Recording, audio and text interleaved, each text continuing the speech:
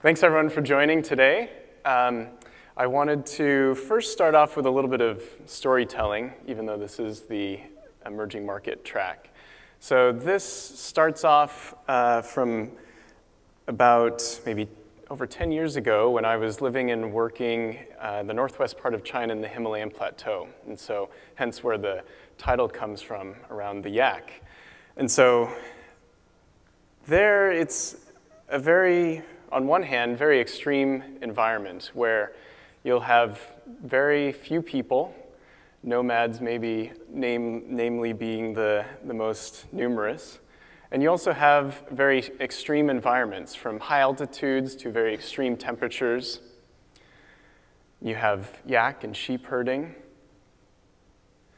And a lot of people who are living very different lifestyles than, for example, we here today. Many of the nomads would live in a yak hair canvas tent made by themselves.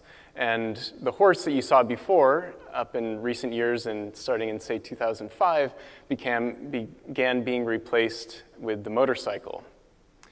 But I wanted to touch a little bit on some of the lifestyle and some of the challenges that people there face, one of those being around fuel. This particular woman wakes up around 6 a.m.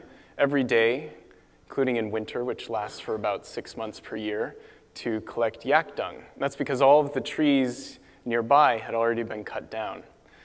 Anyone have a guess as to what temperature it is at around, say, 6 a.m. in the morning on the Himalayan Plateau collecting yak dung?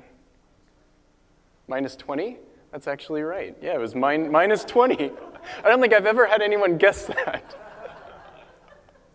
And it warmed up from about negative 30, so. But the process of collecting yak dung is actually quite involved. So first, collecting it for maybe between 1 to 3 hours per day in the morning, laying it out, drying it, and as I could attest to, it's actually very hard to light on fire and get it to burn.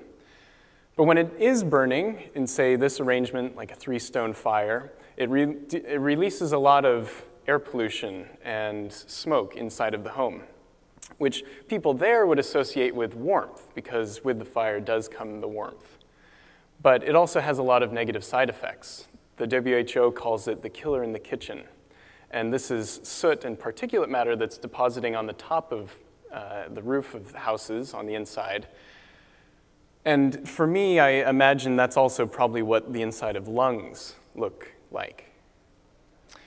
But I think there's a really great example of traditional innovation here, where in what we saw before, which, by the way, the rural home in northwest China, on average, has air quality that is 10 times worse than that of Beijing.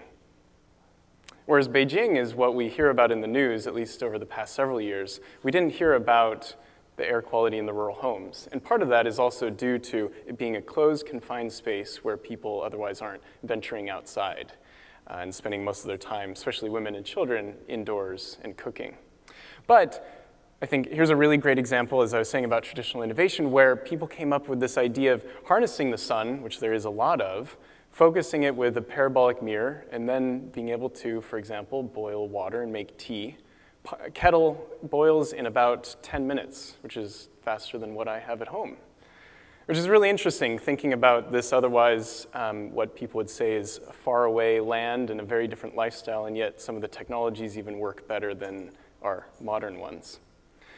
Later, they even came up with a further iteration that was lightweight. Instead of 200 kilograms, this one only weighed about 15 kilograms. So much improved in terms of the materials and technologies. I also want to talk about water shortly.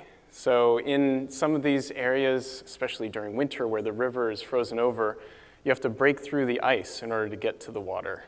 Every day, collecting it, carrying it, for this 12-year-old girl, the water in weight is about half of what she weighs, and she's carrying it uphill every day. And then waste. Fire, I think, like in many communities, brings a lot of people together, including in this scene. But as resourceful as using the tire for burning and for being able to bring everyone together in the community, it's also releasing a lot of dioxins and pollutants. And so these are some of the unintended consequences of some of these new technologies. And for me, that suggests a cautionary tale of emerging tech. But yet, there's been so many other great examples in those areas of how waste can be properly dealt with. And in fact, this is a picture showing different bins for composting, for recycling, for reusing, which those are more than the bins that I have at home. I have a waste and recycling and composting, whereas here they even go further beyond that. So it's interesting, again, for me to see how far advanced a lot of these communities are. Here's a picture of compressed earth built with mostly mud, clay, and wood, yet still able to achieve a 3-story house that was partially built only. A lot of examples of art, food. This was honey that was picked locally just about 30 minutes before being served on table. Best I've ever had. And also some really great examples of where people come together, and in the small amount of time they do have to enjoy each other's company, I think they really do have a high quality of life. And despite, from the numbers and statistics being quote unquote poor from an economic standpoint, I think yet the communities are very rich and very vibrant.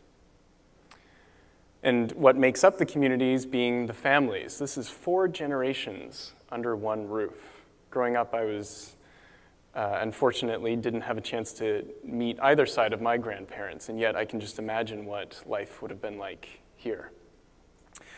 And the influence of those grandparents, I think, is actually quite profound, and that's been changing recently, where before, grandparents would share stories and tell tales, which are often very didactic in nature. And yet now, as the younger generation is going to school further away in the cities, for example, or as kids are watching TV and spending more time in front of technology, the amount of interaction and then therefore the learning and the stories that come otherwise from the elder generation are disappearing. Here's another really interesting influence. I was surprised to see a basketball court. But I think with it comes for me as now I'm living back in the US, a thought of what we do here can also have its impacts and can be spread elsewhere. Maybe not necessarily always as far reaches as the Himalayan Plateau, but it also, for me, has also brought into question of how much time are we spending in front of our devices. And so this was Chris Ware, who in the June 2015 issue of New Yorker, I think posited the question of, are we spending too much time in front of screens? At Niantic, we're interested in following with our mission statement of helping people have adventures on foot with others.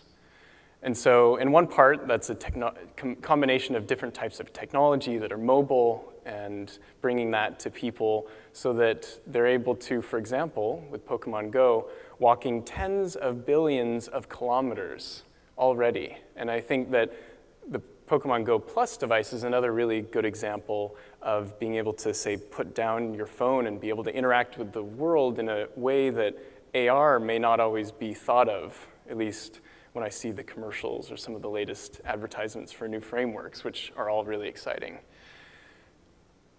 Ingress, has anyone played Ingress here? Okay, we've got a couple of agents. That's great. We celebrated our 5th year anniversary this past November, I think totaling 20+ million downloads to date. And this was one, I think, interesting experiment that at the time, it was not only a game that recommended, but actually required you to get outside in order to play and to engage.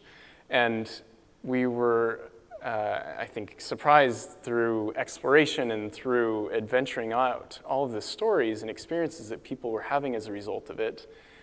And I think for many, to some doubt, it worked. And it went from baby strollers to helicopters to chartered private flights to specialized off-road wheelchairs for people to all adventure out, and from the North to South Pole, Serbia to the Amazon, a lot of exploration happened. And maybe on another extreme, I think a lot of it spoke to people, some even going as far as getting tattoos. One of the favorite parts that I often hear speaking to Ingress agents is how much they love the community and they love all of the interactions in real life that they've gained from the game. This is in Yokohama in 2015. Seeing how much opportunity there was in bringing people together, we also wondered, is there a chance for us to then take this to places where they need more people to go? So in 2011, the earthquake and then the resulting tsunami that affected Japan, of course, had a big impact. So we looked at, can we have a mission day set of events there in order to bring more people to a region that otherwise wasn't getting as many visitors? And that was something that, both from the local community and from the players, we heard really great response. And so here's an opportunity where maybe it can be a more impactful chance to play the game in certain places, and that location really does matter. So to round out, I think that there are a lot of opportunities for us to look at what types of stories and what types of experiences and different realities can we be bringing forth in the new and additional game experiences that we're all exploring here. And I think that while the indoor air pollution and clean water and water access are maybe some parts of realities that we here aren't seeing and experiencing on a day-to-day basis. But of course, this being the emerging emerging technology track, there's, I think, a chance for us to look at, as we're pushing the forefront of technologies, and I think there's so many great and exciting technologies and frameworks and tools and new devices that are coming out and will continue to come out, I think it's also an opportunity to remind ourselves and look for opportunities where we can enhance and really improve gameplay, pushing the boundaries of ourselves, of the communities, and of the societies that we're in as well. So, thank you. Yeah. That's an interesting kind of idea you got there. In terms of how would you see things like village structure, for example, then working kind of within a kind of a gaming kind of context? It seemed like you were talking a lot about sort of localities, I guess. Mm-hmm. Like applying that to more, I guess, global sort of games. Like, how do you see the two of them sort of mixing? Yeah, I was living in Hong Kong for a few years, and while there, I felt like I was really siloed inside of the apartment building, and it was difficult to meet others as a result.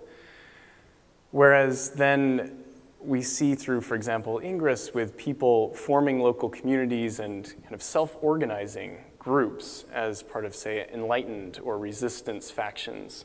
And through that, meeting others that they never would have met before, and also going out and discovering places that they didn't even know about their own street down the road. So that's something that I think is one example that speaks to, can games and can these different mechanisms be an opportunity to regenerate or recreate some of the community structures that I think previously, as maybe this still real-world example shows, that just by walking to your neighbor, everyone needed to know each other because they had to survive and exist together. Whereas we've been living in a changed context now. And so maybe this is an opportunity for additional gameplay and connection facilitated through games to help break down some of those barriers, form new connections.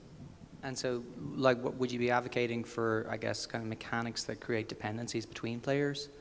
Like, you know what I mean? I need something, but you're the only one who can do it, so therefore we kind of form a bond, like, between us, and that's how your community kind of bonds together? I think so. And I think that also pulling from Ingress, we've seen that having these real-world events where it's based on team play, and then thereby the experiences creating connections through whatever kind of emotional involvement that people have. I think that that's also... Okay. Well, thank you so much. That was pretty quick fun.